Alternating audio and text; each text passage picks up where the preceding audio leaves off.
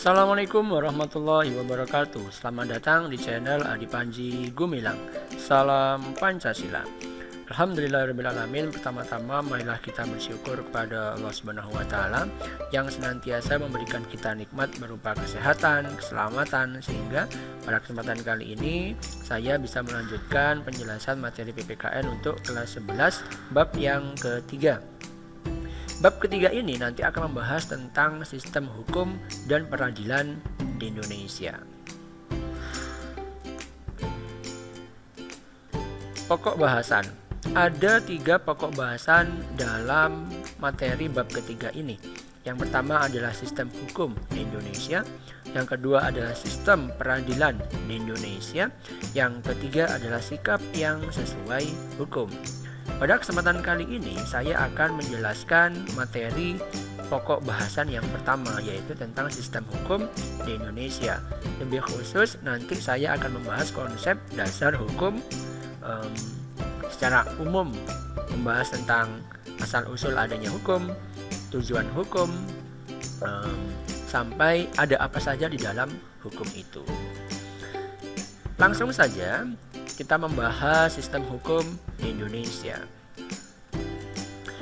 Pertama-tama saya memberikan satu buah ilustrasi gambar berkaitan dengan hukum. Kita bisa menafsirkan gambar ini nanti kita kaitkan dengan pengertian hukum kira-kira seperti apa. Di sini ada gambar macan yang dihalangi oleh pagar dan di sampingnya itu ada manusia yang sepertinya menyaksikan macan. Kita ketahui bahwa macan adalah hewan buas, hewan liar yang biasanya hidup di hutan gitu ya.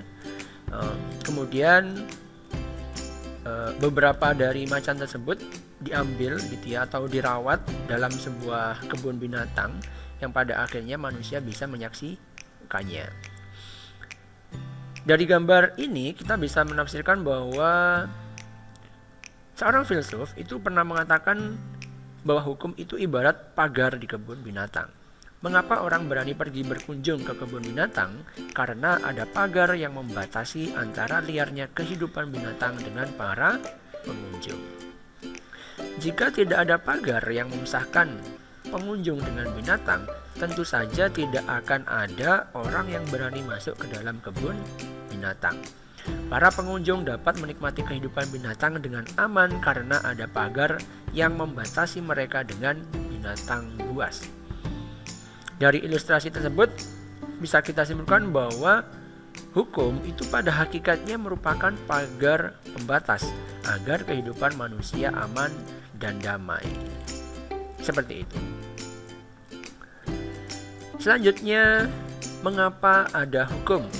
Hukum itu ada yang pertama karena sesuai dengan hakikat manusia. Manusia adalah makhluk ciptaan Tuhan yang Maha Esa, yang dikaruniai oleh akal pikiran, dikaruniai oleh hati nurani, dikaruniai oleh hawa nafsu. Kita hidup sebagai makhluk individu dan kita hidup sebagai makhluk sosial. Semuanya itu ketika kita praktikkan dalam kehidupan sehari-hari, maka akan dibenturkan dengan hakikat manusia yang lain. Atau saya punya hakikat kemanusiaan saya, orang lain juga punya hakikat kemanusiaannya. Biasanya ketika ada manusia satu dengan manusia yang lain itu hidup bersama-sama, besar kemungkinan bisa terjadi yang namanya perbedaan pendapat, bahkan sampai dengan pertikaian. Itulah sebabnya kenapa harus ada sebuah aturan yang mengatur antara kedua orang tersebut agar mereka tidak saling tengkar, agar mereka tidak saling bahkan membunuh. Jangan sampai itu terjadi. Maka diperlukanlah hukum. Nah, hal ini kemudian lebih dirinci oleh Aristoteles dengan sebutan zoon politikon, atau kita itu sebagai manusia adalah makhluk sosial. Kita tidak bisa hidup sendiri, begitu ya. Kita selalu membutuhkan orang lain dalam kehidupan kita sehari-hari. Nah, dalam keseharian kita ini kan seperti yang saya sampaikan tadi, kita hidup dengan orang lain, maka besar kemungkinan akan muncul yang namanya pertentangan. Nah, agar pertentangan tersebut tidak terjadi dan tidak sampai menimbulkan hal-hal yang merugikan kedua belah pihak, maka perlu dibuatkannya sebuah hukum. Yang ketiga dari Thomas Hobbes, Homo homini lupus, ini artinya manusia bagaikan serigala bagi manusia yang lainnya. Ini juga sebenarnya nyambung dengan hakikat manusia, di mana manusia itu memiliki hawa nafsu. Maka ketika manusia hidup berdampingan dengan manusia yang lainnya, muncul nafsu. Kemudian ketika tidak ada aturan, maka manusia tersebut akan melampiaskan nafsunya secara langsung tanpa memikirkan apa sanksi, apa aturan yang ada. Oleh sebab itu, agar nafsu atau keinginan dari manusia itu bisa terkontrol, maka perlu dibuatkan sebuah aturan atau hukum. Selanjutnya ada Homo homini socius dan ada Homo economicus, makhluk sosial dan makhluk ekonomi. Sebagai makhluk yang selalu ingin memenuhi kebutuhannya, pastinya kita juga tidak lepas dari yang namanya hubungan dengan orang lain, seperti berkompetisi dalam berdagang gitu ya. Tidak jarang dalam perdagangan antara pedagang satu dengan pedagang yang lainnya itu muncul sebuah kompetisi yang dikhawatirkan kompetisinya itu tidak sehat, bisa merusak barang, bisa sampai mencemarkan nama baik dan lain sebagainya. Nah, agar itu tidak terjadi, maka perlu sebuah aturan. Aturan itu dinamakan hukum. Inilah alasan mengapa ada hukum. Selanjutnya, tujuan dengan adanya hukum itu apa? Menurut Aristoteles, tujuan hukum itu semata-mata untuk mencapai keadilan. Berbicara keadilan itu tidak selalu semuanya sama ya, tetapi yang namanya keadilan itu sesuai dengan porsinya masing-masing. Yang kedua, tujuan hukum itu untuk mencapai kebermanfaatan. Ini menurut Jeremy Bentham. Jadi yang namanya hukum, kalau nanti ujung-ujungnya tidak bermanfaat, berarti ada yang salah di dalam hukum tersebut atau dalam aturan tersebut. Yang ketiga, tujuan hukum untuk mengatur pergaulan hidup manusia secara damai. Ya, seperti yang saya sebutkan di awal tadi, alasan kenapa ada hukum yaitu untuk mencegah yang namanya pertengkaran, pertikaian, pembunuhan, pencemaran nama baik dan lain sebagainya. Pada akhirnya akan tercipta kehidupan yang aman dan damai. Oke. Nah, di dalam hukum itu terdapat unsur-unsur atau bisa dikatakan ciri-ciri, begitulah ya. Yang pertama, di dalam hukum itu terdapat peraturan mengenai tingkah laku manusia dalam pergaulan masyarakat. Ya, hukum dibuat oleh manusia, ya oleh sebab itu di dalamnya terdapat peraturan tentang tingkah laku manusia, seperti itu ya. Yang kedua, di dalam hukum peraturannya itu dibuat oleh lembaga yang berwenang. Kenapa yang berwenang? Ya agar dipatuhi.